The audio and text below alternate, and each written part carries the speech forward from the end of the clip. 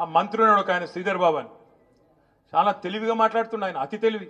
ఏమంటుండే తెలుసా, ఇద్దరు బీఆర్ఎస్ ఎమ్మెల్యేలు కొట్లాడుకున్నారు, మమ్మల్ని అంటుర్రు మధ్యలో అని శ్రీధర్ బాబు మాట్లాడుతుండు. నేను ఒక్కడే అడుగుతున్నా శ్రీధర్ బాబును, అతి తెలివి ప్రదర్శిస్తున్న మంత్రి గారు, ఇలా శేర్లింగంపల్లి ఎమ్మెల్యే మావోడు గాడు మీ ఓడే అంటున్నావు నువ్వు. సరే నువ్వు చెప్పింది ఒక్క నిమిషం నిజమే అనుకుందాం, మరి ఆయనకు కండువా కప్పిన సన్నాసేవాడు? శేర్లింగంపల్లి ఎమ్మెల్యేకు కండువా కప్పిన సన్నాసి వెధవ ఎవడు? మా బీఆర్ఎస్ ఎమ్మెల్యేల ఇంటింటికి తిరిగి వాళ్ళ కాళ్ళు మొక్కుకుంటా, వాళ్ళ కాళ్ళు పట్టుకొని పోచారం శ్రీనివాసరెడ్డి ఇంటికి పోయి, కడియం శ్రీగారి ఇంటికి పోయి, కేశవరావు గారి ఇంటికి పోయి కాళ్ళు మొక్కి కండువాలు కప్పుతున్న దౌర్భాగ్యుడు సన్నాసి వెధవ ఎవడు? చెప్పు చెప్పు శ్రీధర్ బాబు, నేను అడుగుతున్నా.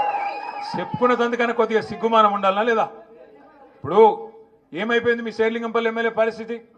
అది అంటారు చూడు హిందీలో సామెత, దోబీకా కుత్తా నా గారికా నా ఘాట్కా.